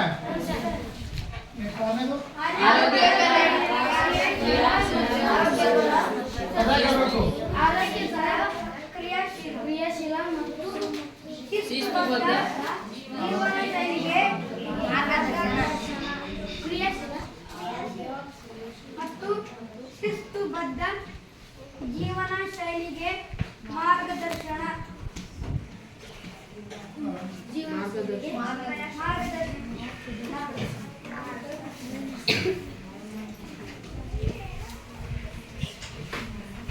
ನೋಡ್ರಿ, ಆರೋಗ್ಯಕರವಾದಂತಹ ದೈಹಿಕ ಶಿಕ್ಷಣ ಏನ್ ಮಾಡುತ್ತಂದ್ರೆ ಆರೋಗ್ಯಕರವಾದಂತಹ ಕ್ರಿಯಾಶೀಲವಾದಂತಹ ಮತ್ತು ಶಿಸ್ತುಬದ್ಧ ಜೀವನ ಶೈಲಿಗೆ ಮಾರ್ಗದರ್ಶನವನ್ನು ನೀಡುತ್ತೆ. ಹೇಗೆ ನಾವು ಆಟೋಟಗಳಲ್ಲಿ ತೊಡಗೋದ್ರಿಂದ ನಮ್ಮ ಆರೋಗ್ಯ ಏನಾಗುತ್ತೆ, ವೃದ್ಧಿಸುತ್ತೆ. ವೃದ್ಧಿ ಆಗುತ್ತಾನೆ, ಯಾವುದೇ ಸಮಸ್ಯೆಗಳು ನಮಗೆ ಬಾಧಿಸಲ್ಲ. ನೆಕ್ಸ್ಟ್ ಕ್ರಿಯಾಶೀಲರಾಗಿರ್ತೀವಿ, ಆಟಗಳಲ್ಲಿ ತೊಡಗಿರ್ತೀವಿ, ಶಾಲೆಗಳಲ್ಲಿ ಯಾವುದೇ ಒಂದು ಚಟುವಟಿಕೆ ನಡೆಸಿದ್ರು ಕೂಡ ಆ ಚಟುವಟಿಕೆಗಳಲ್ಲಿ ಪಾಲ್ಗೊಳ್ತೀರಾ. ಅವಾಗ ನೀವು ಏನ್ ಮಾಡ್ತೀರಾ, ಕ್ರಿಯಾಶೀಲರಾಗಿ ಕೆಲಸಗಳನ್ನ ನೀವು ಮಾಡ್ತೀರಾ. ಕ್ರಿಯಾಶೀಲ ಅಂದ್ರೆ ಏನು, ಆಕ್ಟಿವ್ ಆಗಿರುವಂಥದ್ದು. ಏನಿಟ್ಟೆ ಯಾವುದಾದ್ರೂ ಒಂದು ಕ್ರಿಯೆಗಳಲ್ಲಿ ನೀವು ಪಾಲ್ಗೊಳ್ಳುವಂಥದ್ದು ಕ್ರಿಯೆ. ನಮ್ಮಲ್ಲಿ ಈಗ ಒಂದು ಆಟ ಆಡ್ತೀವಿ, ಯಾವುದಾದ್ರೂ ಒಂದು ಸ್ಕಿಲ್ ಪಾಸ್ ಆಗುತ್ತಾನೆ. ಹೆಂಗಾದ್ರೂ ಉದಾಹರಣೆ ಕಬಡ್ಡಿ ಆಡ್ತಿದ್ದೀರಾ ಅಂದ್ರೆ ಯಾವ ರೀತಿ ಆಡಬೇಕು ಗೊತ್ತಾಗುತ್ತಾನೆ. ಇವನಿಗೆ ನಾನು ಔಟ್ ಮಾಡ್ಕೊಂಡ್ ಬರ್ಬೇಕಾದ್ರೆ ನಾನು ಯಾವ ಟೆಕ್ನಿಕ್ ಅನ್ನ ಯೂಸ್ ಮಾಡಬೇಕು, ಆ ಸಂದರ್ಭಕ್ಕೆ ತಕ್ಕಂತೆ ನಾವೇನ್ ಮಾಡ್ತೀವಿ, ನಮ್ಮ ಕೌಶಲ್ಯಗಳನ್ನು ಪ್ರದರ್ಶನ ಮಾಡ್ತೀವಿ ತಾನೆ. ಅದರಿಂದ ಏನಾಗುತ್ತೆ, ನಮ್ಮ ಜೀವನ ಶೈಲಿ ಬದಲಾವಣೆ ಆಗ್ತಾ ಇರುತ್ತೆ. ಶಿಸ್ತಿಗೆ ಹೆಚ್ಚಿನ ಆದ್ಯತೆಯನ್ನ ಕೊಡ್ತಿದ್ದಾನೆ. ಶಿಸ್ತನ್ನು ತನ್ನಾಗಿ ಬರ್ತಾನೆ. ದೈಹಿಕ ಶಿಕ್ಷಣದಿಂದ ಬರ್ತಾ ಇಲ್ಲ. ಪ್ರತಿ ಒಂದರಲ್ಲೂ ಕೂಡ ಶಿಸ್ತನ್ನ ಕಲಿಸುವಂಥದ್ದು ದೈಹಿಕ ಶಿಕ್ಷಣ ಅಲ್ವಾ. ಹಾಗಾಗಿ ಈ ಆರೋಗ್ಯಕರವಾದಂತಹ ಜೀವನ ಆಗಿರ್ಬೋದು, ಆಗಿರ್ಬೋದು ಮತ್ತು ಶಿಸ್ತುಬದ್ಧ ಜೀವನ ಶೈಲಿಗೆ ಮಾರ್ಗದರ್ಶನ, ದಾರಿಯನ್ನು ತೋರಿಸ್ಕೊಡುವಂತ ಕೆಲಸವನ್ನು ಮಾಡುತ್ತೆ ದೈಹಿಕ ಶಿಕ್ಷಣ ಮಾಡುತ್ತೆ. ನೆಕ್ಸ್ಟ್ ಕ್ರೀಡಾ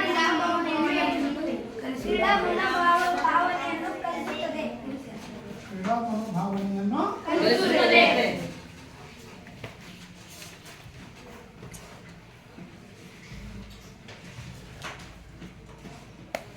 ನೋಡಿ. ಕ್ರೀಡಾ ಮನೋಭಾವನೆ ಅಂದ್ರೆ ಏನು? ಕ್ರೀಡಾ ಮನೋಭಾವನೆ ಅಂದ್ರೆ ಏನು? ಆಟಗಳಲ್ಲಿ ತೊಡಗಿಕೊಳ್ಳೋದು. ನೀವು ಯಾರು ಬಾಯಿ ಬಿಡ್ತಿಲ್ಲ ಆ ಕಡೆ, ನೀವು ಹೇಳ್ಬೇಕಲ್ಲ. ನಮ್ಮ ಕ್ರೀಡಾ ಮನೋಭಾವನೆ ಅಂದ್ರೆ ಏನು ಆಗಲೇ ಹೇಳಿದ್ದೀನಿ ನಾನು. ಎಸ್, ಅದನ್ನ ಹೇಳಬೇಕು. ಆಟಗಳಲ್ಲಿ ಸೋಲು ಗೆಲುವನ್ನ ಸಮಾನವಾಗಿ ಕೊಂಡೊಯ್ಯೋದು.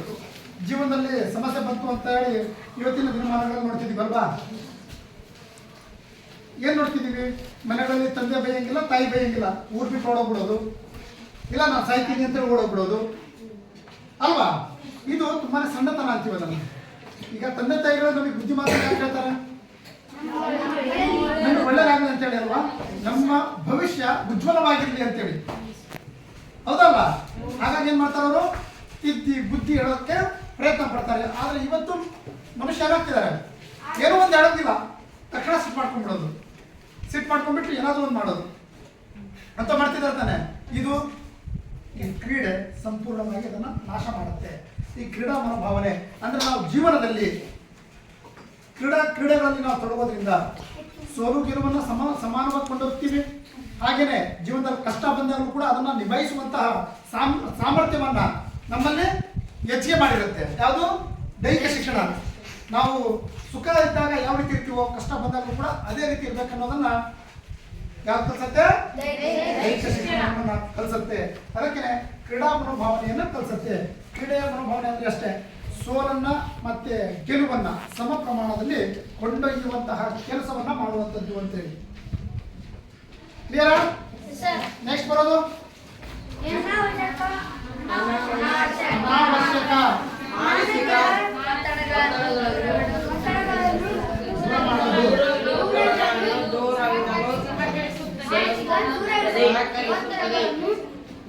ದೂರವಿಡಲು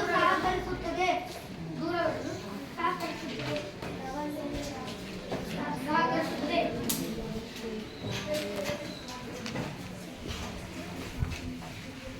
ನೋಡಿ, ಅನಾವಶ್ಯಕ ಮಾನಸಿಕ ಒತ್ತಡಗಳನ್ನು ದೂರವಿಡಲು ಸಹಕರಿಸುತ್ತದೆ. ಅಂದ್ರೆ ಅನಾವಶ್ಯಕವಾಗಿರುವಂತಹ ಒತ್ತಡಗಳು, ಆಗ ನಾನು ಹೇಳಿದೆ, ಮನೆಗಳಲ್ಲಿ ಏನೋ ಸಮಸ್ಯೆ ಅಲ್ವಾ, ಊರುಗಳಲ್ಲಿ ಏನೋ ಸಮಸ್ಯೆ, ಶಾಲೆ ಹೊರಗಡೆ ಇದ್ದಾಗಲೇ ಏನೋ ಸಮಸ್ಯೆ, ಕೆಲವೊಬ್ರು ಟೀಚರ್ಸ್ ಹೋಮ್ವರ್ಕ್ ಮಾಡಿಲ್ಲ ಅಂತೇಳಿ ಹೊಡೆದ್ರೆ ಏನೋ ನಿಮಗೆ ಸಮಸ್ಯೆ ಅಲ್ವಾ. ಅವಾಗ ಏನಾಗಿರ್ತೀವಿ, ಮಾನಸಿಕ ಒತ್ತಡಕ್ಕೆ ಒಳಗಾಗಿರ್ತೀವಿ ಅಲ್ವಾ. ಈಗ ನೀವು ಹೋಮ್ವರ್ಕ್ ಮಾಡ್ಕೊಂಡ್ ಬಂದ್ರೆ ಯಾರಾದ್ರೂ ಹೊಡಿತಾರ, ಬೈತಾರ? ಇಲ್ಲ. ಪ್ರತಿನಿತ್ಯ ನಿಮಗೆ ಕೊಟ್ಟಿರುವಂತ ಕೆಲಸಗಳನ್ನ ನೀಟಾಗಿ ಮಾಡ್ಕೊಂಡು ಬಂದ್ಬಿಟ್ರೆ ಯಾರು ಕೂಡ ಏನು ಹೇಳಲ್ಲ. ಈಗ ಕೆಲವೊಂದು ಸಮಸ್ಯೆಗಳು ನಾವು ತಪ್ಪು ಮಾಡಿಲ್ಲ ಅಂದ್ರೂ ಕೂಡ ಬರ್ತಾರೆ, ಕೆಲವೊಮ್ಮೆ ಮಾಡಿದ್ರು ಕೂಡ ಬರ್ತಾರೆ. ಅಂತ ಸಂದರ್ಭಗಳಲ್ಲಿ ಬರುವಂತಹ ಒತ್ತಡಗಳನ್ನ ಕ್ರೀಡೆ ಏನು ಮಾಡುತ್ತೆ, ದೂರಗೊಳಿಸುತ್ತೆ. ಹೇಗೆ? ನಾವು ಆಟ ಆಡ್ತಿರ್ತೀವಿ, ಆಟ ಆಡುವಂತ ಸಂದರ್ಭದಲ್ಲಿ ನಿಮಗೆ ಯಾವ್ದಾದ್ರು ಒಂದು, ಈ ಖೋಖೋನ ಅನ್ಕೊಡ್ರಿ ಅಲ್ವಾ, ಈ ಖೋಖೋ ಆಟ ಆಡ್ತಿದ್ದೀರಾ, ಆಡುವಂತ ಸಂದರ್ಭದಲ್ಲಿ ರೋಮಾಂಚನಕಾರಿಯಾದಂತಹ ಸನ್ನಿವೇಶಗಳು ಎಲ್ಲಾ ಗೇಮ್ಸ್ಗಳನ್ನು ಇರ್ತವೆ. ಅದೇ ರೀತಿ ಅದರಲ್ಲೂ ಅಷ್ಟೇ, ಆಟ ಆಡುವಂತ ಸಂದರ್ಭದಲ್ಲಿ ಒಂದು ಒಬ್ಬ ಒಳ್ಳೆ ಟೈಮ್ ಹೊಡೆದ್ಬಿಟ್ಟು ಔಟ್ ಮಾಡಿದ್ದಪ್ಪ, ಏನಾಗತ್ತ ಅವಾಗ? ಖುಷಿ ಪಡ್ತಿರ್ತಾನೆ. ಹಾಗೆ ಕ್ಲಾಸ್ ಹಾಕೋದೇನು, ಸೆಳ್ಳೆ ಹೊಡೆಯೋದೇನು, ತುಂಬಾನೇ ಖುಷಿ ಆಗುತ್ತೆ, ಕೂಗಾಡೋದೆಲ್ಲ ಮಾಡ್ತಿರ್ತಾನೆ. ಆವಾಗ ಇರೋ ಬರೋ ಒತ್ತಡಗಳು ಮನಸ್ಸಲ್ಲಿ ಏನಿರ್ತಾವಲ್ಲ ಸಂಪೂರ್ಣವಾಗಿ ಹೋಗ್ಬಿಡ್ತವೆ. ಇರ್ತಾವ ಆ ಸಂದರ್ಭದಲ್ಲಿ? ಯಾವ್ದಾದ್ರು ಒತ್ತಡ ಇರುತ್ತಾ? ಇಲ್ಲದಲ್ಲ, ಎಲ್ಲ ನಗ್ತಿರ್ತೀರ, ಖುಷಿ ಖುಷಿಯಾಗಿ ಆಟ ಆಡ್ತಿರ್ತೀರ. ಅವಾಗ ಮನಸ್ಸಲ್ಲಿ ಯಾವುದೇ ಸಮಸ್ಯೆಗಳು ಬರೋದಿಲ್ಲ, ಒತ್ತಡಗಳು ನಿಮಗೆ ಹಾಸೋದಿಲ್ಲ. ಇವುಗಳನ್ನ ರೋಮಾಂಚನಕ ಕ್ರೀಡೆಗಳಲ್ಲಿ ಬರುವಂತಹ ರೋಮಾಂಚನಕಾರಿ ಸನ್ನಿವೇಶಗಳು ದೂರ ಮಾಡೋದನ್ನ ನಾವು ಕಾಣ್ತೀವಿ. ರೋಮಾಂಚನಕಾರಿಯಾಗಿ ಇರ್ತಾನೆ. ಅಥವಾ ಕ್ರಿಕೆಟ್ ಆಟ ಆಡ್ತಿರ್ತೀರಾ, ಆಡುವಂತ ಒಂದೇ ಬಾಲಿಗೆ ಆಡ ಬೇಕಪ್ಪ, ಏನ್ ಮಾಡ್ತೀರಾ? 6 ಹೊಡಿಬೇಕಂತ ಹೊಡೆದ್ ಬಿಡ್ತೀರಾ. 6 ಹೊಡೆದ್ ಏನಾಗ್ತೀರಾ? ಏಕೆ ಹೊಡೆದ್ ಬಿಡ್ತೀರಾ ಹಾಗೆ ಅಲ್ವಾ. ಹಂಗೆ ಈ ಕ್ರೀಡೆಗಳಲ್ಲಿ ಬರುವಂತಹ ರೋಮಾಂಚನಕಾರಿ ಕ್ಷಣಗಳು ನಮಗೆ ಏನ್ ಮಾಡ್ತವೆ, ಅನಾವಶ್ಯಕ ಮಾನಸಿಕ ಒತ್ತಡಗಳನ್ನ ದೂರ ಮಾಡಕ್ಕೆ ಸಹಕಾರಿಯಾಗತ್ತೆ. ಅದು ದೈಹಿಕ ಶಿಕ್ಷಣದಿಂದ, ಅದರಲ್ಲೂ ಕೂಡ ಕ್ರೀಡೆಗಳಲ್ಲಿ ಪಾಲ್ಗೊಳ್ಳುವುದರಿಂದ. 9ನೇ ಅಂಶ ಬಿಡುವಿನ ವೇಳೆಯ ಸದುಪಯೋಗ. ಬಿಡುವಿನ ವೇಳೆಯ ಸದುಪಯೋಗ.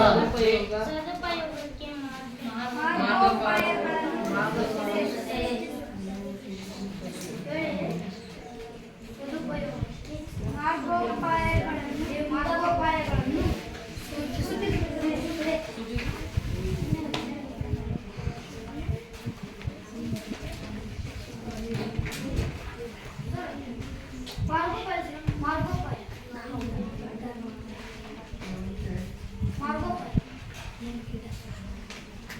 ಮಾರ್ಗೋಪಾಯಗಳನ್ನು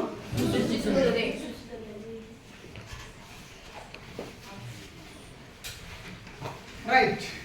ಬಿಡುವಿನ ವೇಳೆಯಲ್ಲಿ ಕೆಲವೊಂದು ಮಾರ್ಗಗಳನ್ನು ನಮಗೆ ಸೂಚಿಸುತ್ತೆ, ದಾರಿಯನ್ನು ತೋರಿಸುತ್ತೆ ಅಂತೇಳಿ ಅಲ್ವಾ. ಫ್ರೀ ಇದ್ದಾಗ ಈಗ ಉದಾಹರಣೆ, ಈಗ ಪೀರಿಯಡ್ ಮುಗೀತು, ನೆಕ್ಸ್ಟ್ ಖಾಲಿ ಪೀರಿಯಡ್ ಇತ್ತು, ಅವಾಗ ಏನು ಮಾಡಬೇಕು? ಏನು ಮಾಡ್ತೀರಾ? ಕೆಲವೊಬ್ರು ಹರಟೆ ಹೊಡಿತೀರಾ, ಕೆಲವೊಬ್ರು ಸುಮ್ಮನೆ ಅನಾವಶ್ಯಕವಾಗಿ ಮಾತಾಡ್ಕೊಂತ ಕುತ್ಕೊತಿರ್ತಾನೆ.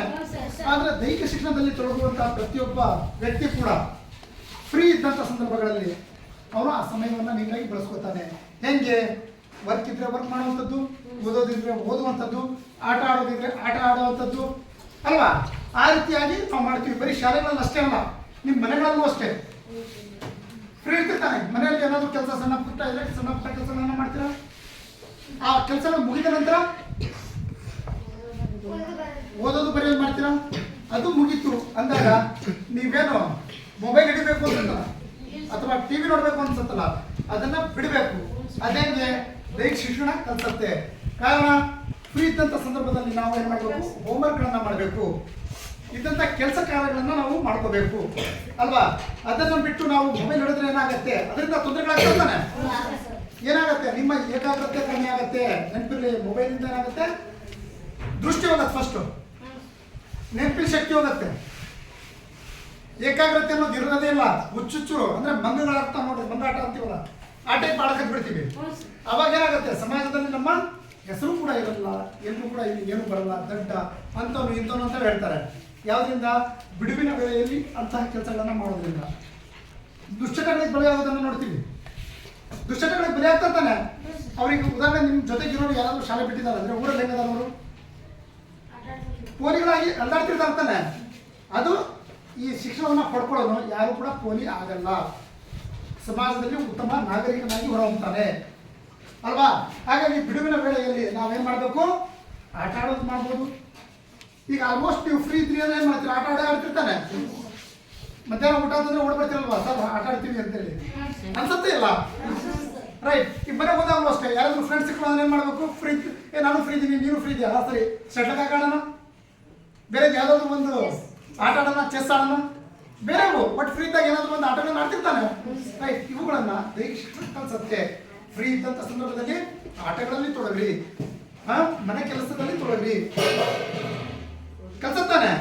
ಅಕಸ್ಮಾತ್ ಈ ಶಿಕ್ಷಣವನ್ನು ಪಡ್ಕೊಂಡಿಲ್ಲ ಅಂದ್ರೆ ಆ ವ್ಯಕ್ತಿ ಏನಾಗ್ತಾನೆ, ಬೇರೆ ಬೇರೆ ಸಮಾಜಘಾತಕ ಕೆಲಸಕ್ಕೆ ತುತ್ತಾಗ್ತಾರೆ, ಸಮಾಜಘಾತಕ ಕೆಲಸಗಳನ್ನ ಮಾಡ್ತಾರೆ.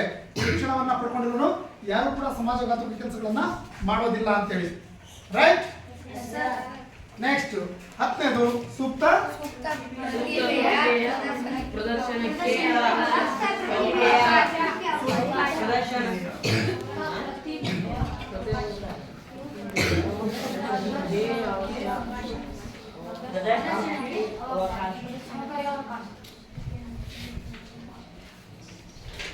ನೋಡ್ರಿ, ಇದು ಕೊನೆಯ ಪಾಯಿಂಟ್. ಸೂಕ್ತ ಪ್ರತಿಭೆಯ ಪ್ರದರ್ಶನಕ್ಕೆ ಅವಕಾಶ. ಹೇಗೆ ಸೂಕ್ತ ಪ್ರತಿಭೆಯ ಪ್ರದರ್ಶನಕ್ಕೆ ಅವಕಾಶ, ಯಾವ ರೀತಿ, ಏನಿದು ಸೂಕ್ತ ಪ್ರತಿಭೆ? ಎದ್ದೇಳಬೇಕು. ಸೂಕ್ತ ಪ್ರತಿಭೆ ಪ್ರದರ್ಶನಕ್ಕೆ ಅವಕಾಶ. ಸೂಕ್ತ ಪ್ರತಿಭೆ ಅಂದ್ರೆ ಏನು, ಯಾವ ರೀತಿ ಅವಕಾಶ? ಎಲ್ಲರಿಗೂ ಯಾವುದೇ ಆದಂತ ಒಂದು ಪ್ರತಿಭೆ ಇರುತ್ತೆ. ಅದನ್ನ ಪ್ರದರ್ಶನಕ್ಕೆ ಅವಕಾಶ ಇದೆ. ಹೇಗೆ? ಇವಾಗ ಕ್ರೀಡೆಯಲ್ಲಿ ಬಹಳ ಸೂಕ್ತ ಇದೆ. ನಾವು ಕ್ರೀಡೆಯಲ್ಲಿ ಹೇಳು, ಸೂಪರ್, ಹೆಸರು ಸರಿ ಹೇಳು. ಕ್ರೀಡೆಯಲ್ಲಿ ಪಾಲ್ಗೊಂಡು ಕೆಲಸ ಮಾಡ್ತೀವಿ ಸರ್. Very good. ಸೂಕ್ತ ಪ್ರತಿಭೆ ಅಂದ್ರೆ ಒಂದು ಉತ್ತಮವಾದಂತಹ ಪ್ರತಿಭೆ ಅಲ್ವಾ, ಅವನಲ್ಲಿ ಎಲ್ಲಾ ಕೌಶಲ್ಯಗಳು ಒಳಗೊಂಡಿರುತ್ತೆ ಅಂತ ಒಂದು ಪ್ರತಿಭೆ. ಏನಾಗುತ್ತೆ, ಉದಾಹರಣೆ, ಒಬ್ಬ ಒಳ್ಳೆ ಆಟಗಾರ, ವಾಲಿಬಾಲ್ ಯಾರಾದ್ರೂ ಒಬ್ರು ಉದಾಹರಣೆ, ವಾಲಿಬಾಲ್ ಒಳ್ಳೆ ಆಟಗಾರ, ತುಂಬಾನೇ ಚೆನ್ನಾಗಿ ಆಡ್ತಾನೆ. ಅವನೇನ್ ಮಾಡ್ಬೋದು, ಅವನಿಗೆ ಅವಕಾಶಗಳು ಸಿಗ್ತಾನೆ. ಒಳ್ಳೆ ಆಟಗಾರ ಅಂದಾಗ ಅವನಿಗೆ ಪ್ರದರ್ಶನ ನೀಡಲಿಕ್ಕೆ ವೇದಿಕೆಗಳು ಸಿಗ್ತಾನೆ. ಎಲ್ಲಿ ಬೇಕಾದ್ರೂ ಅವನು ಆಟವನ್ನು ಆಡ್ಬೋದು.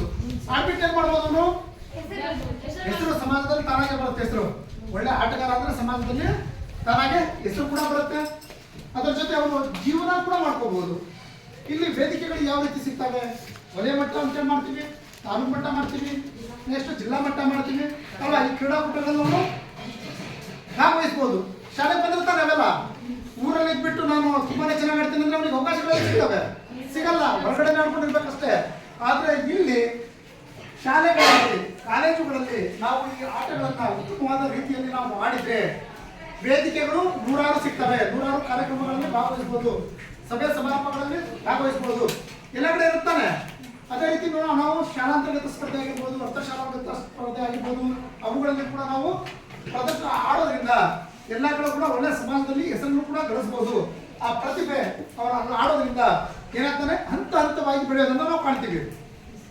ಇಂಟರ್ನ್ಯಾಷನಲ್ ಲೆವೆಲ್, ವಲಯ ಮಟ್ಟದಿಂದ ಹಿಡಿದು ಅಂತಾರಾಷ್ಟ್ರೀಯ ಮಟ್ಟದ ತನಕ ಕೂಡ ಬೆಳಿಬೋತಾನೆ. ಯಾವ್ದ್ರಿಂದ? ದೈಹಿಕ ಶಿಕ್ಷಣದಲ್ಲಿ ಬರೋದ್ರಿಂದ, ಅದು ಶಾಲೆಗೆ ಬರೋದ್ರಿಂದ. ಶಿಕ್ಷಣದ ಜೊತೆಗೆ ಕ್ರೀಡೆ ಚೆನ್ನಾಗಿನೇ ಬೆಳ್ಕೊಂತ ಹೋಗುತ್ತೆ ಅಲ್ವಾ. ಇಷ್ಟು ಏನ್ ಮಾಡುತ್ತೆ, ಈ ದೈಹಿಕ ಶಿಕ್ಷಣದಲ್ಲಿ ತೊಡಗುವಂತ ಪ್ರತಿಯೊಬ್ಬ ವಿದ್ಯಾರ್ಥಿನಿಯರು ಕೂಡ ಸಮಾಜದಲ್ಲಿ, ಶಿಕ್ಷಣ ಕ್ಷೇತ್ರದಲ್ಲಿ ಉತ್ತಮವಾದಂತ ಹೆಸರುಗಳನ್ನ ಮಾಡಬಹುದು. ಅದೇ ರೀತಿ ನೋಡಿ, ಸೂಕ್ತ ಪ್ರತಿಭೆಯ ಪ್ರದರ್ಶನ, ಆ ಪ್ರತಿಭೆ ಅವನ ಜೀವನವನ್ನು ಕೂಡ ರೂಪಿಸ್ಕೋಬಹುದು. ಒಂದು ಒಳ್ಳೆ, ಒಂದು ಉತ್ತಮವಾದಂತಹ ಪ್ರತಿಭೆ ಇದೆ ಅಂದ್ರೆ ಒಂದು ಜೀವನ ಹೆಂಗ್ ಮಾಡ್ಕೋಬಹುದು. ನಾನೊಬ್ಬ ಒಳ್ಳೆ ವಾಲಿಬಾಲ್ ಆಟಗಾರ, ಉದಾಹರಣೆ ಹೇಳ್ತಿರೋದು, ನಾನೊಬ್ಬ ಒಳ್ಳೆ ವಾಲಿಬಾಲ್ ಆಟಗಾರ, ನಾನು ಓದ್ತಿದ್ದೀನಿ, ಓದೋದು ಮುಗೀತು, ನಾನು ನ್ಯಾಷನಲ್ ಆಡಿದ್ದೀನಿ, ಆಡಿದ್ಮೇಲೆ ನನ್ನ ಜೀವನ ಹೆಂಗೆ ನೋಡ್ರಿ. ಏನೇನು ಹೇಳು.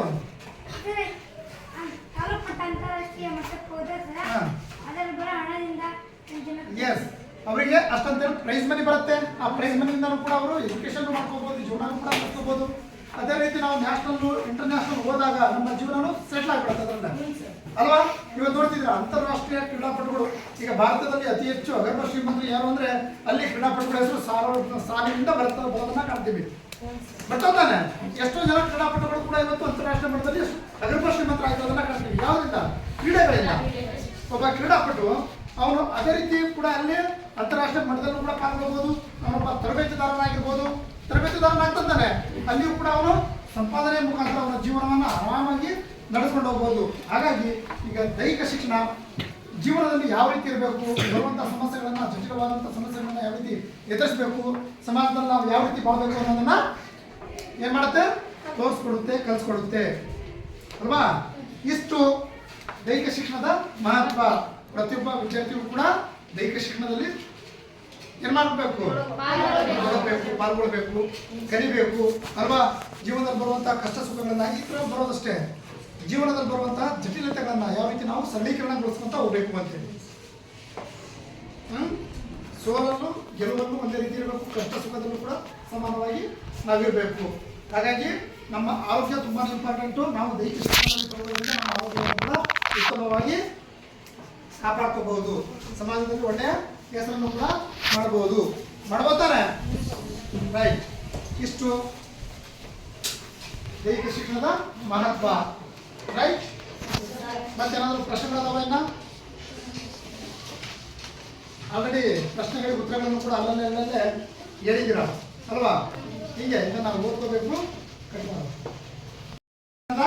ಎಲ್ಲ ಹಂತಗಳಲ್ಲಿಯೂ ಸಮಗ್ರ ಶಿಕ್ಷಣದ ಡ್ಯಾಶ್ ಅಂಗವಾಗಿರುತ್ತದೆ. ಯಾವುದು ಅವಿಭಾಜ್ಯ ಅಂಗವಾಗಿದೆ. ಒಬ್ಬರೇ ಬೇರೆ ಕೂಡ ಹೇಳಬೇಕು. ನೆಕ್ಸ್ಟ್, ಶಿಕ್ಷಣದಿಂದ ಮನುಷ್ಯನ ಮಾನಸಿಕ ವಿಕಾಸವಾಗುವುದು ಸತ್ಯವಾದರೂ ಡ್ಯಾಶ್ ಇಲ್ಲದೆ ಜೀವನ ಸಾರ್ಥಕವಾಗಲಾರದು. ಶಿಕ್ಷಣದಿಂದ ಮನುಷ್ಯನ ಮಾನಸಿಕ ವಿಕಾಸವಾಗುವುದು ಸತ್ಯವಾದರೂ ಡ್ಯಾಶ್ ಇಲ್ಲದೆ ಜೀವನ ಸಾರ್ಥಕವಾಗಲ್ಲ. ಶಿವಕುಮಾರ್, ಯಾವುದು? ದೈಹಿಕ ಶಿಕ್ಷಣವಿಲ್ಲದೆ ಏನು? ದೈಹಿಕ ಶಿಕ್ಷಣವಿಲ್ಲದೆ ಜೀವನ ಸಾರ್ಥಕ ಆಗಲ್ಲ ಅಂತೇಳಿ ಅಲ್ವಾ. ದೈಹಿಕ ಶಿಕ್ಷಣದ ಗುರಿಯನ್ನ ಬರೆಯಿರಿ. ದೈಹಿಕ ಶಿಕ್ಷಣದ ಗುರಿ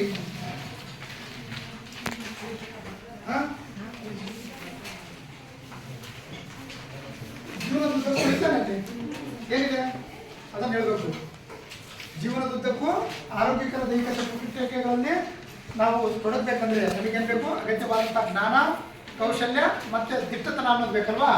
ಇದು ದೈಹಿಕ ಶಿಕ್ಷಣದ ಗುರಿ.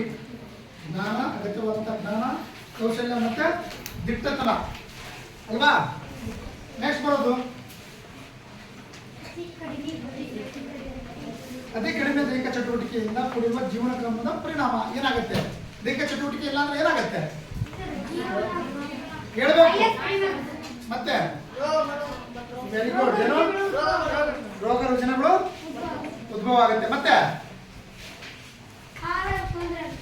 ಏನು ತೊಂದ್ರೆ? ಆರೋಗ್ಯದ ತೊಂದರೆ. ಎಸ್, ಅನಾರೋಗ್ಯ ಪೀಡಿತರಾಗ್ತಿದ್ವಿ ಅಂತೇಳಿ. ಮತ್ತೆ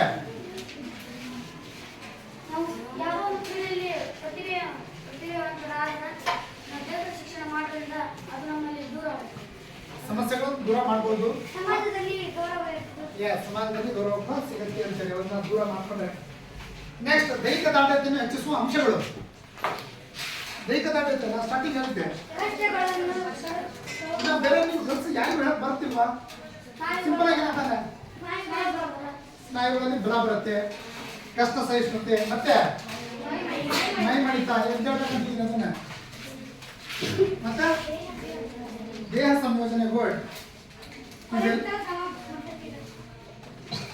4 ಏನು ನಮ್ಮ ದೈಹಿಕ ದಾಢ್ಯತೆಯನ್ನು ಹೆಚ್ಚಿಸುತ್ತೆ ಅಲ್ವಾ? ರೈಟ್. ಇಷ್ಟು ನಾವು ಉಳಿದಂತೆ ಏನು ಮಾಡಬೇಕು ಮಾಡೋದು